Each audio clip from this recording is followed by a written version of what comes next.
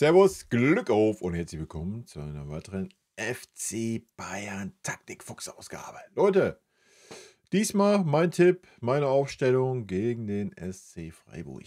Jo, bevor wir da reingehen, wie immer der Hinweis, wenn euch gefällt, was ihr hier seht, abonniert sehr gerne den Kanal.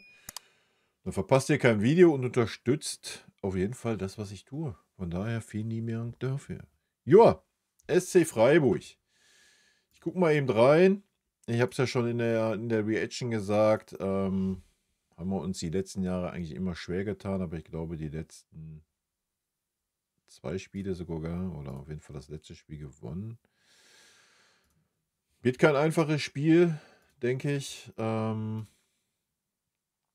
letztes Spiel war unentschieden, davor haben wir 1:0 gewonnen und ansonsten, ja, haben wir uns immer sehr, sehr schwer getan gegen Freiburg. Das wird also eine schwierige Nummer. Gerade wenn man dann noch schaut, ja gut, Freiburg ist jetzt nicht Zweiter in der Heimtabelle, wie es in Vincent Kompany gesagt hat, aber hat auf jeden Fall aus 8 Spielen 6 Siege, ein Unentschieden, eine Niederlage. Wir sind natürlich auswärts mit 6 Siegen, 2 Unentschieden, einer Niederlage auch nicht schlecht dabei, aber da sieht man schon, dass das kein einfaches Spiel wird.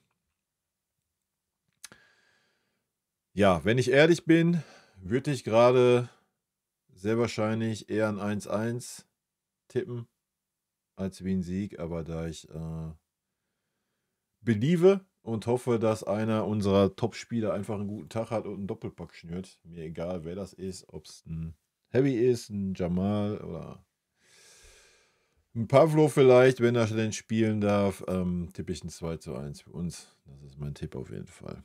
Und damit gehen wir mal rein, wie ich den Bums aufstellen würde. Gut, um Neujahr kommen wir ja nicht drum herum. Harry Kane auch nicht, auch wenn er gerade aus dem Spiel heraus echt irgendwie eine Flaute hat, was Tore schießen anbelangt. Aber das hat jeder Top-Stürmer. Ja, das hat ein Mbappé bei Madrid gehabt, das hat ein Lewandowski oft genug bei uns gehabt. Harry Kane muss jetzt einfach mal wieder aus dem Spiel heraus knipsen. Und vielleicht tut er das gegen Freiburg, vielleicht auch gleich mit dem Doppelpack und dann ist doch auch alles gut.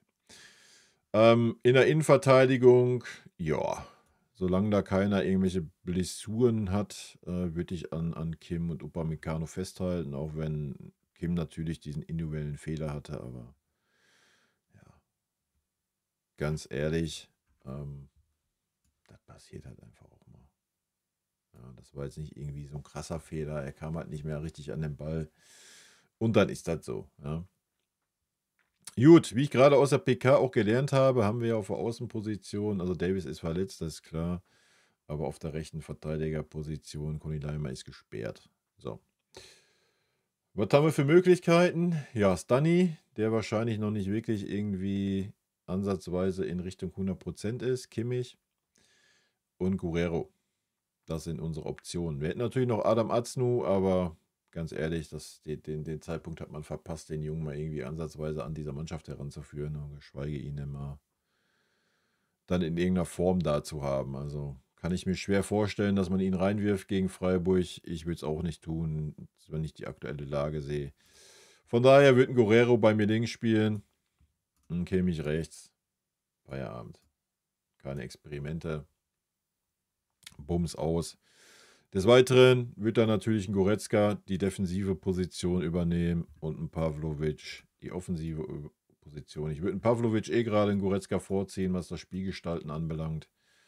Und ja, muss ein Kimmich halt einfach mal Rechtsverteidiger spielen. Wird ihnen schon kein Zacken aus der Krone fallen, tut dann in der deutschen Nationalmannschaft, das schließe ich auch. Gut, in der Mitte, ihr habt es gesehen, Musiala braucht einfach Spielzeit. Ja, er braucht einfach Spiele, um wieder ein bisschen besser reinzukommen. Das war jetzt gegen Feyenoord nicht so der Brüller. Nichtsdestotrotz würde ich Musiala auf jeden Fall aufstellen und auch Müller vorziehen. Gut, linke Seite hat mir trotz alledem King noch am besten gefallen von denen, die da rumgedümpelt sind. Rechte Seite Michael und ich meine rechte Seite, nicht irgendwie wieder halb rechts, mittig, sonst irgendwo rumpimmeln. Ich glaube, damit tut man ihm gerade auch keinen Gefallen, wenn ich ehrlich bin. dass man ihn da immer auf irgendwelchen Positionen hin und her schiebt, weil Leroy Sané über die rechte Seite mal einmal einen Doppelpack gemacht hat und seitdem ist von Leroy auch wieder mal nichts zu sehen. Wer hätte das auch nur erwartet? Gut, Alternativen natürlich, sollte irgendeiner jetzt beim Abschlusstraining noch angeschlagen sein, nicht richtig fit sein. Ja, haben wir natürlich in der Mitte Müller, haben wir natürlich links einen Gnabry und haben wir natürlich rechts Leroy Sané. Vorne trage ich mal Mathys Tel ein, auch wenn er nicht wirklich als Alternative in der Sturmspitze gesehen wird, warum auch immer.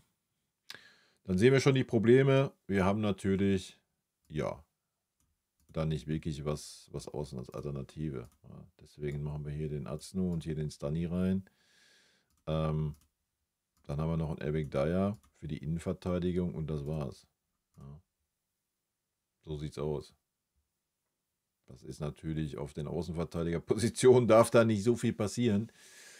Ja, na klar, man könnte natürlich auch sagen, wir spielen mit einer Dreierkette hinten anstatt eine Viererkette. Wer weiß, vielleicht ist das auch eine Option. Haben wir allerdings selten gespielt.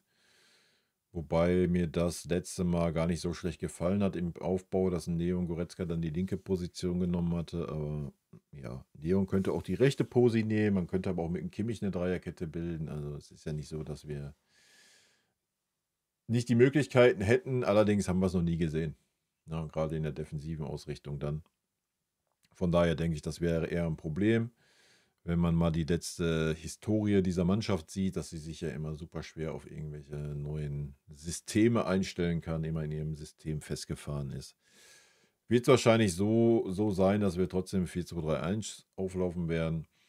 Ich meine, wir sind ja schon variabler geworden, was den Spielaufbau anbelangt, dass wir dann auch mal auf eine Dreierkette gehen oder sowas. Das ist ja schon okay. Ich bin sehr gespannt auf das Spiel. Es wird kein einfaches Spiel, denke ich, ähnlich wie ich es bei Feyenoord gesehen habe. Wollen wir hoffen, dass wir die PS auf den Rasen bekommen und vor allen Dingen, dass wir vorne die Tore machen. Ja, ansonsten wird es auch gegen Freiburg sehr schwer werden. Ja, wir werden es sehen. Ja, wir warten mal das Spiel ab, bevor ich irgendwie weiter auf gewisse Sachen eingehe, denke ich. Weil vielleicht kriegt die Mannschaft es ja wirklich hin, kriegt die Kurve und gewinnt das Ding.